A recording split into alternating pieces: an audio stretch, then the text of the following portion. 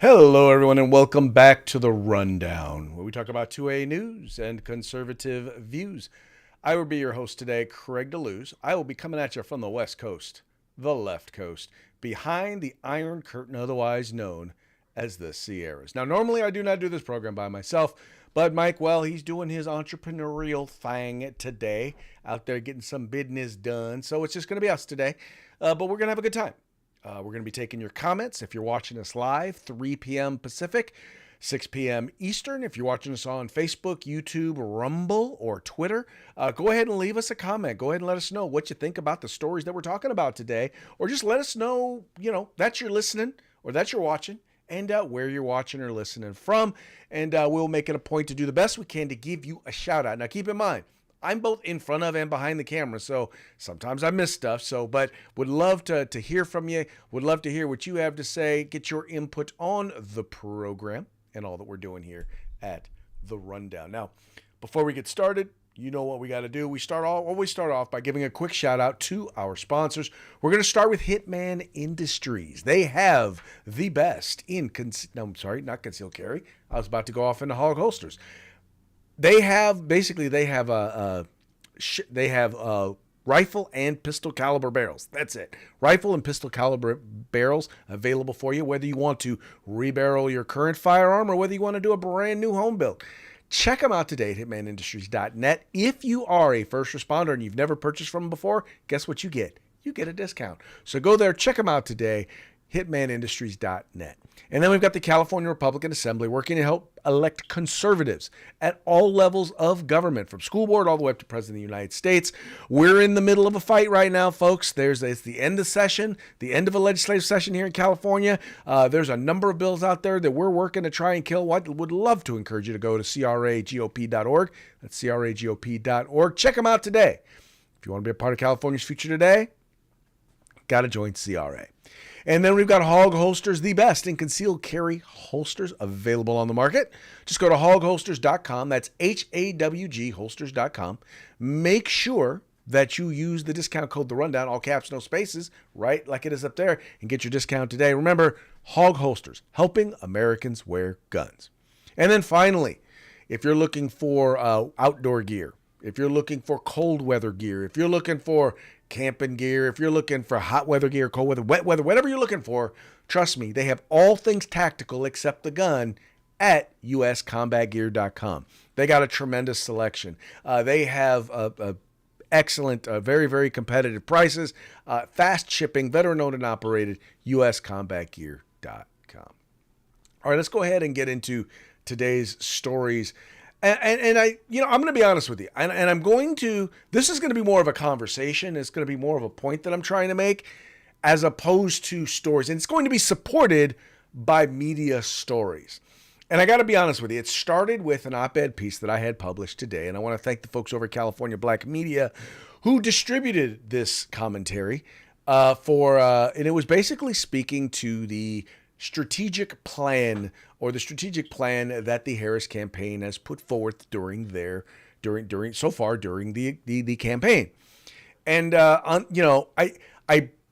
I specifically asked them to do it because previously they had put forth a critique of, or they had someone write a critique of Donald Trump's media campaign. And while I definitely felt like theirs was not fair or accurate, I thought that maybe it would be important to put forth a piece that was, once again, what I believed was fair and accurate. And I did so because I wanted to make it real clear that, first and foremost, while everyone wants to try and say, well, Kamala's not smart and she's very bad at this whole campaigning thing, the reality is what we're looking at right now, and let's be real about this. Donald Trump was trouncing Joe Biden by every measure. Whether you looked at the issues, whether or not people trusted Donald Trump more than Joe Biden, he was trouncing him. I'm sorry. It wasn't even competitive, especially on the key issues. The only issue where he was losing to Joe Biden was on abortion. But when it came to immigration and the border, when it came to the economy, when it came to crime, right? Whatever it was, people trusted Donald Trump more. All right. And then obviously he drops out, or Biden drops out. In comes Kamala Harris. And in 3 weeks' time, Kamala Harris is now, by the way, Trump was also beating him. Not only was he ahead in the nationwide polls, but he was also winning in just about every single swing state. I think Minnesota was the only swing state, or was it Wisconsin? Was the only swing state, and they're not, I'm sorry, Minnesota's not a swing state, but Wisconsin was the one. He was winning in every swing state. Now it's showing that in a number of the key swing states, while it is still within the margin of error, and it, by the way, it was in the margin of error before, but it was in the margin of error in favor of Trump. Now it's in the margin of error, but now Kamala Harris is winning in a number of those key states. The national poll, once again, he's losing ground. In areas where he was winning, even in areas where he's still winning, you've seen his numbers go down. Now, you expect that to happen. I mean, think about it. They went from a corpse or a walking corpse to a live candidate, right? One who you know is alive because, well, you know, her obscure laughter, shall we say. Anyway, so you know she's alive, right? So you went from a dead walking corpse to a live candidate. And the way in which they've rolled the whole thing out, it has been like a coronation. And it has been so bad. Now, once again, it's been 3 weeks, 22 days since Kamala Harris became the nominee. And she has yet to sit down for an interview. She has yet to answer policy questions. She has yet to do anything that you would expect of someone who is the nominee who has not had to go through one single primary. Hasn't had to sit through one. Hasn't had one single debate. We have no idea what she really believes. Oh, well, let me clarify. We know based on what she's done, but now we're seeing all of these changes in policy positions and no one's questioning her on it. No one in the media is raising one question. In fact, you're seeing articles not about her policy positions, but about, you know, how daring she is to wear a certain blouse, right? The tan suit controversy revisited, right? The things about her cooking, you know, how she cooks collard greens and washes them in the tub. This is the sort of stuff that we're getting out of the mainstream media, and nobody is questioning her on it.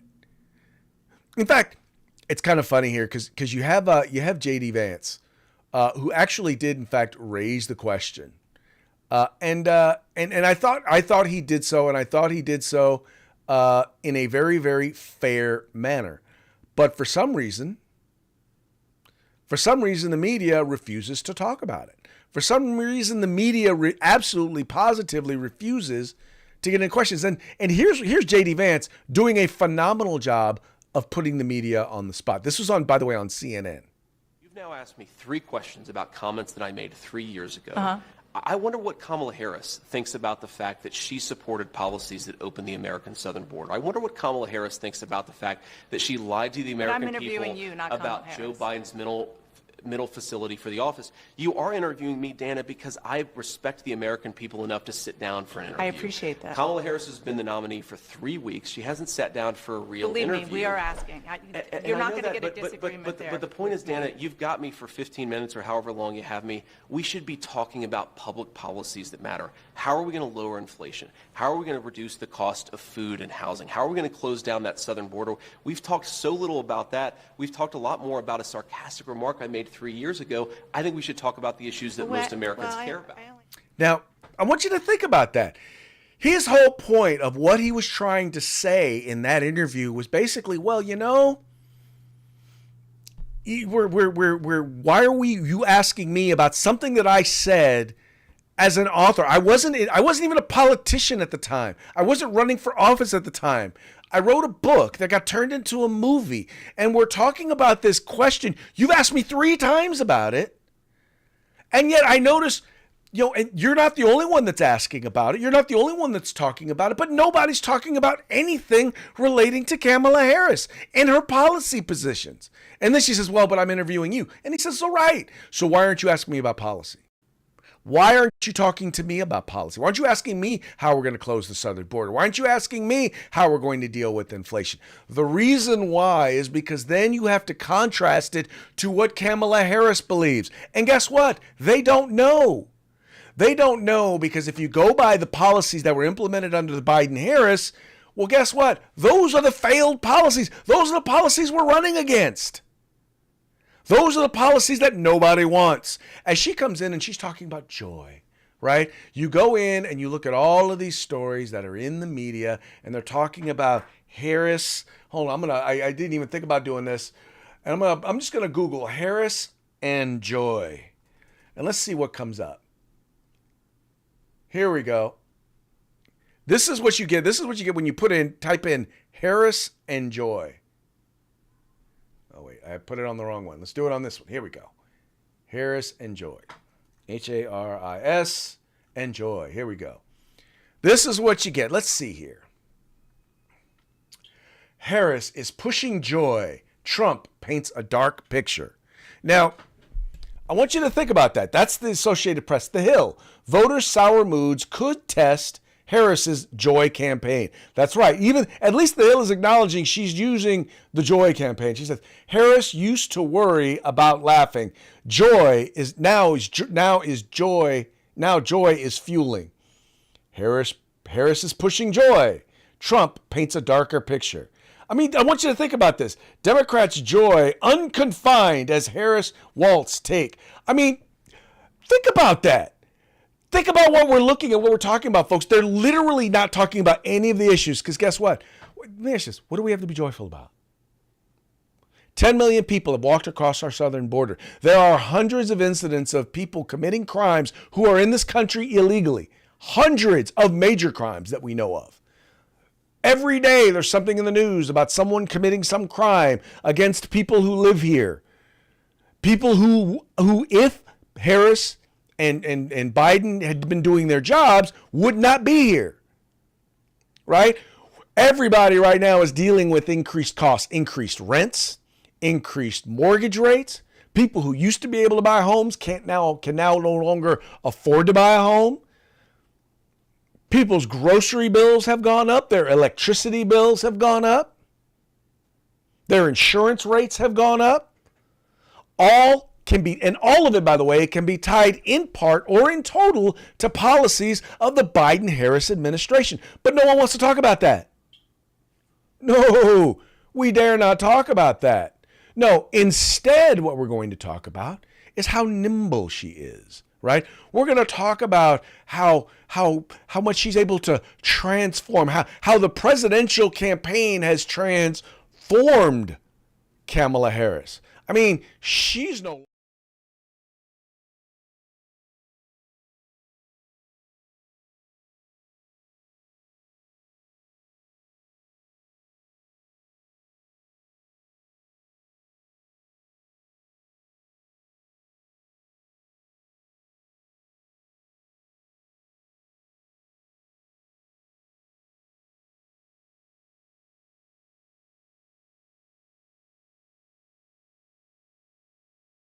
I believe that Kamala Harris is whatever she says she is, but I believe importantly that President Trump is right that she is a chameleon.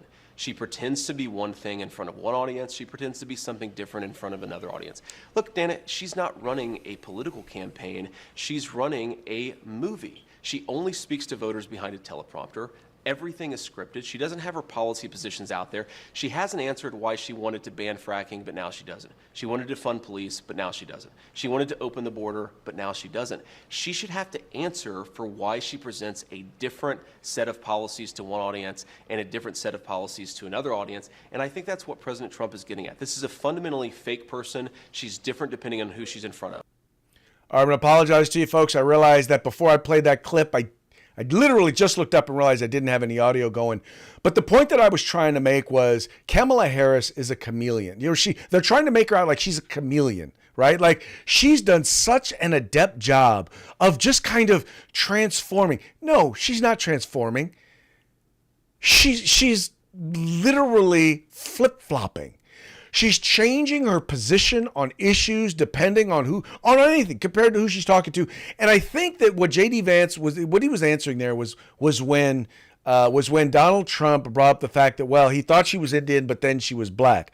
Well, first of all, I think that was a disingenuous, kind of a stupid comment by Donald Trump. I just do. Having said that, the point he was trying to make, and I think he picked the wrong example to use, was that Kamala Harris pretends to be whatever she needs to be. There literally was a piece in another publication where she was the first Indian to be on a major ticket for president. And then a couple of days later, a week or so later, she's the first black woman to be on to head a presidential ticket. Now, mind you, these are the people who don't know what a woman is. They can't tell you what a woman is, but they know Kamala's one, and they know she's a black one, or an Indian one, or biracial one. Now, and once again, I think, but she plays up whatever it is. Now, it's one thing when you play it up, right? Yes, she is Indian. Yes, she is black. All right, we know that.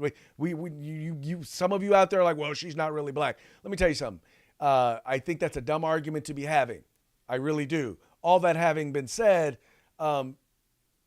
she has a legitimate argument that she is. All right. What gets me about this whole thing, though, is that there's some things that she's not. And yet she is claiming to be all of a sudden, right? Like all of a sudden, you've got Kamala Harris here saying, hey, you know what? We're not going to tax tips for service and hospitality workers, right? She goes to Vegas. That's a big industry there in Vegas. And so she says, well, I'm not going to tax them, right? But guess what? Guess what she's already done? That's right. She was the deciding vote. She was the deciding vote on the Inflation Reduction Act. You guys remember the Inflation Reduction Act, right? That's that act that did absolutely nothing to reduce inflation. It funded 87,000 IRS agents. And on top of funding 87 IRS agents, it provided provisions to include a program that would increase the taxation on, guess what? Wait for it, tips. That's right, increased enforcement because they were afraid that people were underreporting their tips, right? They wanted to make it so that when you got taxed, you didn't get taxed on what you actually got tipped or what you actually told people you got tipped. They wanted to do it on whatever the bill was. They would figure a tip amount that you should have gotten, and they wanted to require you to pay taxes on that, whether you got the tip or not, whether you got that much or not. That's what she was the deciding vote.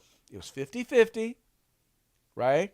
She's the head of the Senate as the vice president, and she was the deciding vote.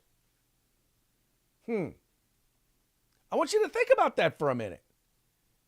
Let that sink in for just a minute. So she was for taxing tips before she was against taxing tips, right? She was for banning fracking before she was against banning fracking. And by the way, we still haven't heard from her own mouth that she's against banning fracking. That's just come from her campaign. She says, no, she absolutely positively does not. She used to be about, well, we need to get people, she used to say the border is secure. We don't need to do anything else to secure the border because the border is secure. We're doing everything we possibly can. And then Biden undoes some of his executive orders, the ones that overturned Trump's executive orders. And now all of a sudden we see the border crossings go down, but the border still isn't secure. And now she says she wants to secure the border. Now all of a sudden she's the border czar after saying she wasn't the border czar, after bragging about being the border czar.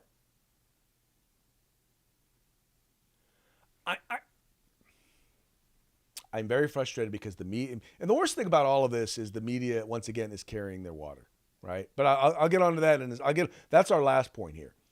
And then you've got Midwestern Waltz. And that's what I call him. I like to call him Midwestern Waltz. Midwestern Walls. And, I threw a T in there. Oh, well. Midwestern Walls. Anyway, my issue with this guy is they're running him because he supposedly can speak to Midwestern values, right? He's going to go into some of these communities and he's going to resonate with the average Joe, right? Their whole goal is, and what they're believing they're going to be able to do, they're believing that he's going to go in, and because he's a white guy, because he's an old-looking white guy, let us remember, he's only 6 months older than Kamala Harris, right? He just looks old as Joe Biden. Anyway, that having been said, they ignore the fact that this is the same guy who increased taxes on gasoline 70% in his state. Increased the tax on gasoline 70% in his state, right? This is the same guy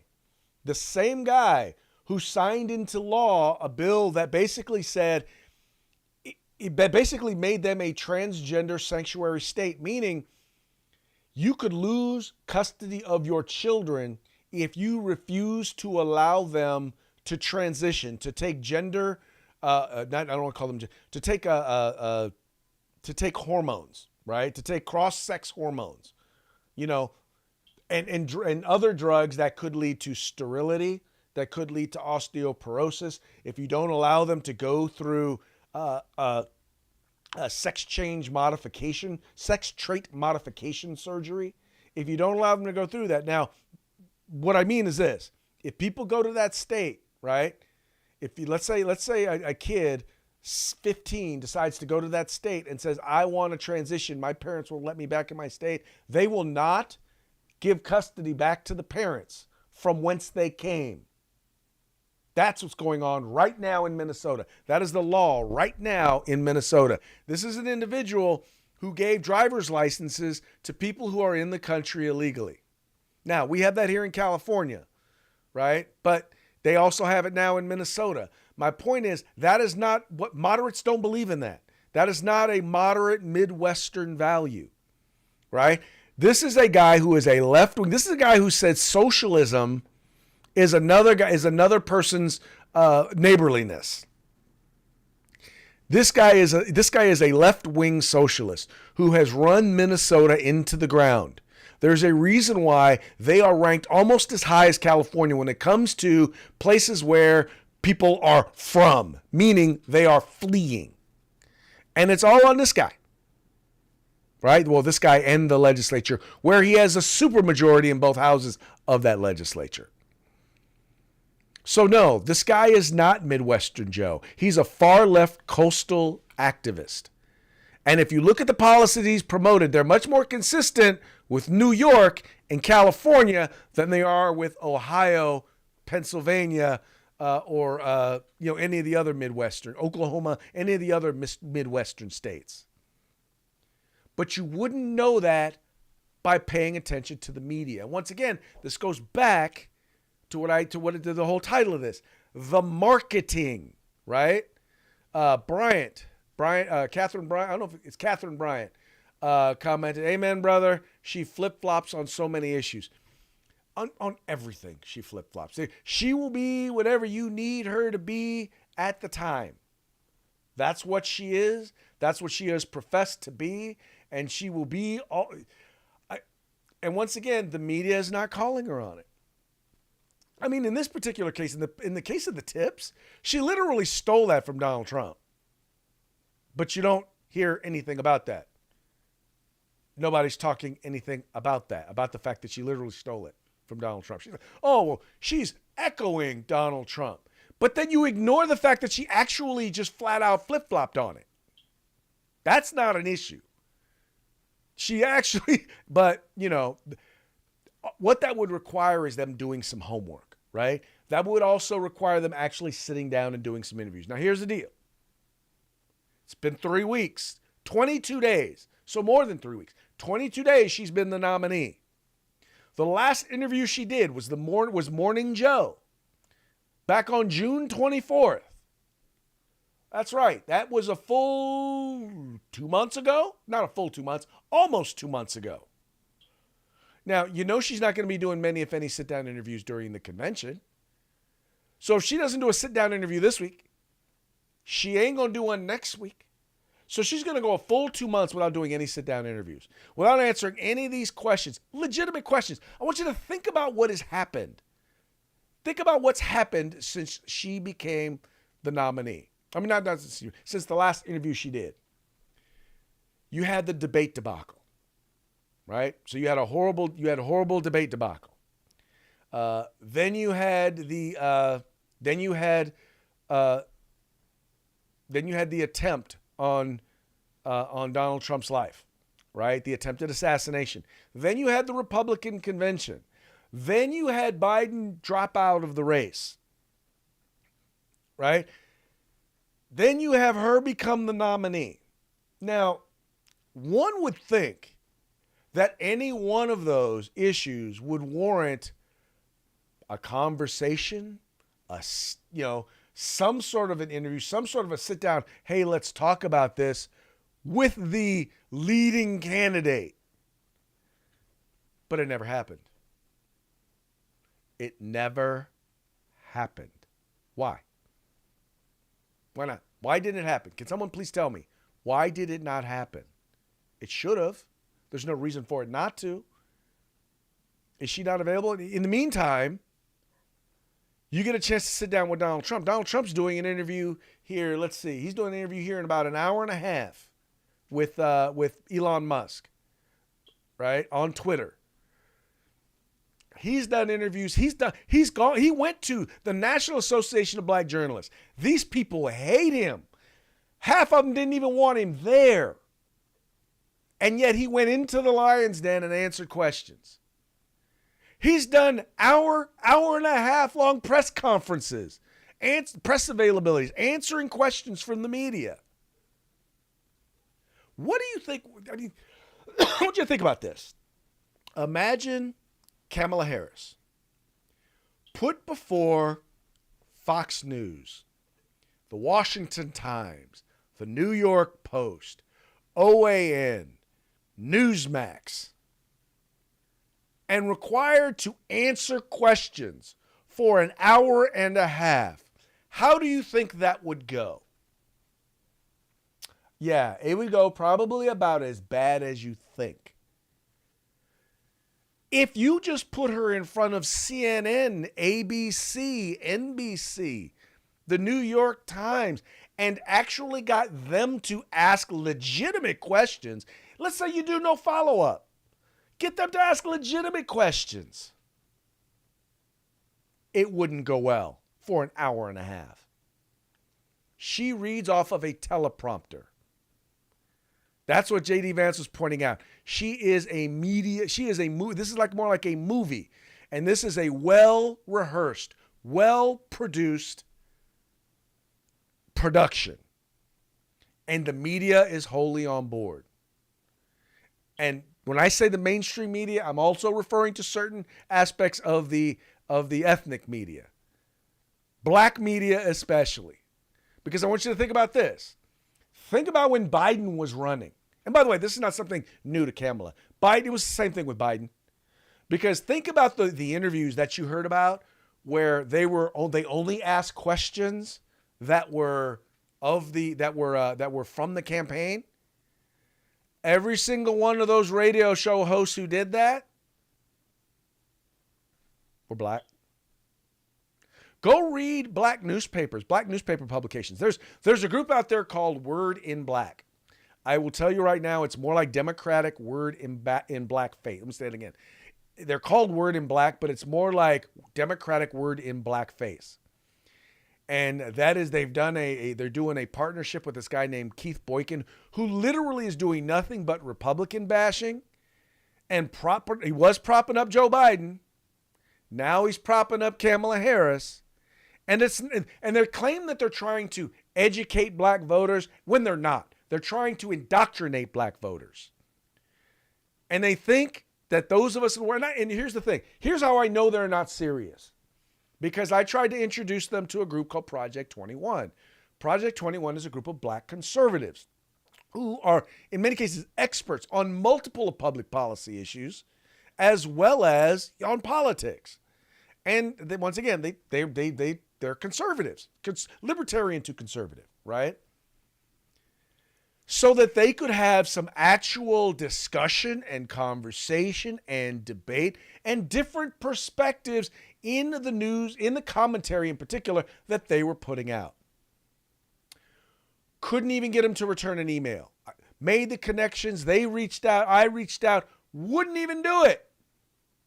Because they're not interested in the truth. They're not interested in a perspective that is not the state-approved perspective. They're worried. They're concerned because they're afraid that if they even appear to allow someone from off the liberal plantation to have a say, oh, Massa ain't going to like that too much. And that's where they are.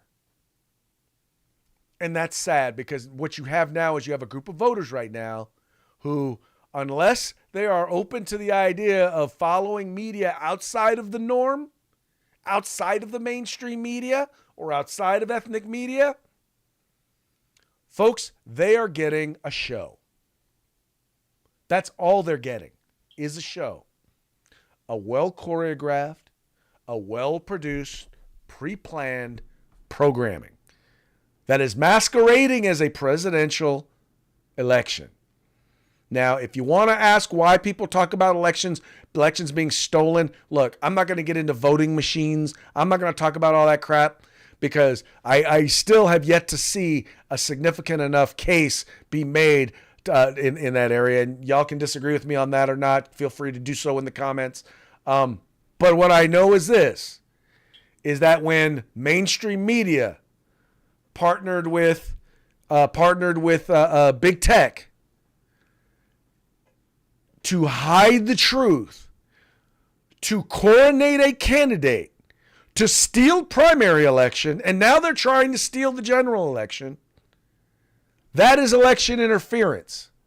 And it's deliberate. And they are lying to the American public. And, you know, the worst part is that many of us out there have no idea. And that I'm really pissed off at the people who are in the media who know better. You know better. You know you're lying.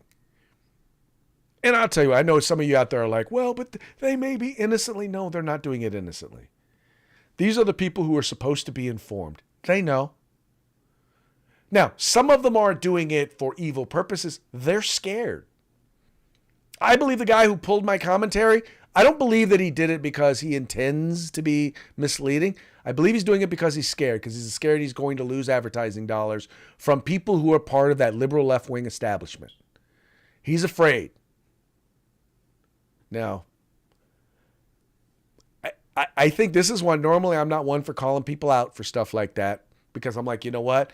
If you haven't walked a mile in my shoes, you know, I would be careful before you judge me. But I'm going to say this. I have lost out on many an opportunity, on many a job because I've stood up for my values, because I wouldn't back away from my values. And sadly, this is a person who should be better. He's the person I expected more of, but he's not. So I now know. All right, let's see where we are. Oh, it's time for our parting shots. Parting shots are brought to you by Hog Holsters. Just go to hogholster.com. Use the discount code The Rundown. All caps, no spaces. Get your Hog Holster today. Now, we talked a little bit about policy positions, and we know that Kamala Harris really hasn't had to answer any questions about her policy positions. But according to the Babylon Bee, you know, the folks, fake news that you can trust, Kamala to announce policy positions as soon as polls tell her what they are. Well, I have a feeling it's going to be even worse than that. I think it's going to be, she will tell us her position on issues as soon as she, I think as soon as she gets elected.